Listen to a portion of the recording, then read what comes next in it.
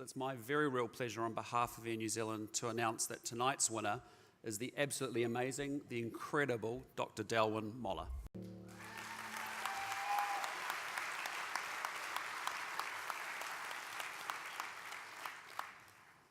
Kia ora. Thank you very much. Thank you, Miriama, and thank you, Chris and Air New Zealand for your sponsorship. So I know it's late, it's been an amazing evening, and we want to get to the Supreme Award. So my speech will be brief. When I was growing up in Putararu, my thoughts did not go to space. My thoughts were, where can I ride my bike today? Go see if my friends could come out and play, or should I head to the Oraka River and see if I could catch a frog for the next frog race? I went from Putararu High to the University of Auckland, to the University of Massachusetts, to JPL, then to a small company just by following the interesting, fun, yet hard problems. And finally, back here to New Zealand.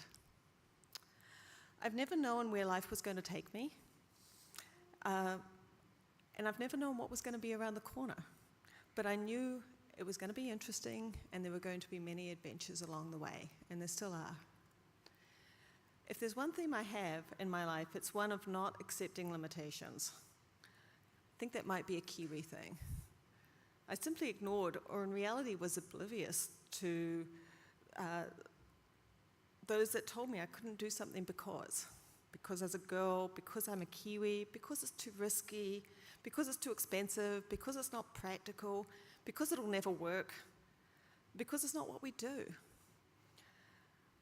And on occasion, I'd find it particularly curious where someone would tell me I couldn't do something, and I go, well, oh gosh, this is a little awkward, but I kind of already did.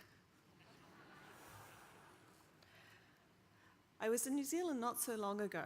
It was Easter of 2017 to visit family, and I took the opportunity to give a talk at the University of Auckland. It was nice to reconnect with my alma mater, but also I was hearing a buzz, both here and back in the States. So New Zealand has a space program. They're going to launch rockets. So cool. Of course, this was Rocket Lab.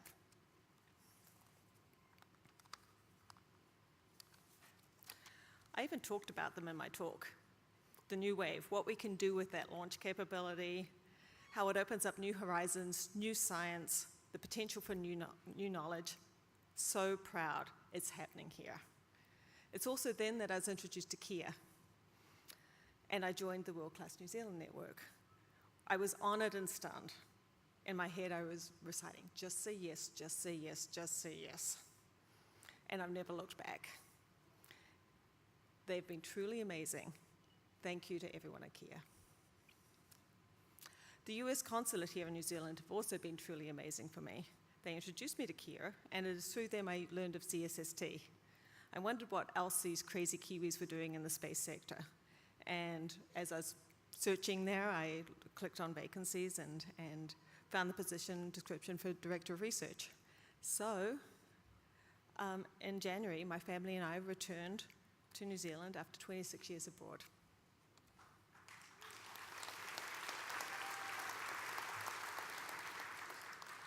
But it isn't just the space sector and New Zealand's energy and insurgence that brought me back. I want my children to experience what I experienced as a child, to be able to hunt for frogs in the river or disappear into the countryside exploring, to develop a sense of themselves and not of others' limitations. This is my home, and it has helped in so many ways to form who I am.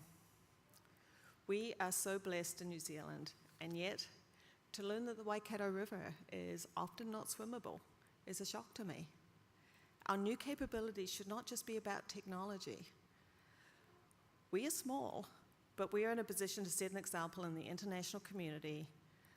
Growth and prosperity can go hand in hand with sustainability and resiliency in the face of global changes.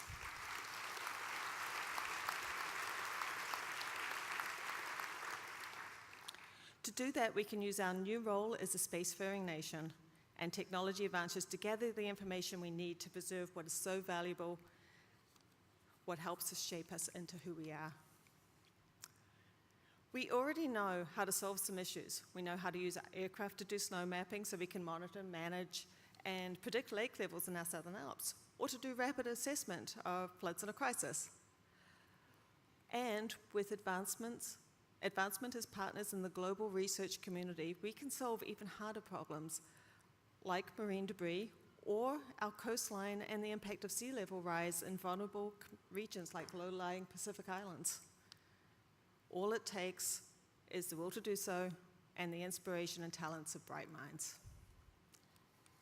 Yes, I have worked for NASA and have had the privilege to work with the world's most eminent scientists. And while that might sound lofty, it is in reality most grounded. It is about our planet, our home, our children, and our future. I see New Zealand where we are at the forefront of solving those most important problems. Thank you very much for the warm welcome home. Kia ora.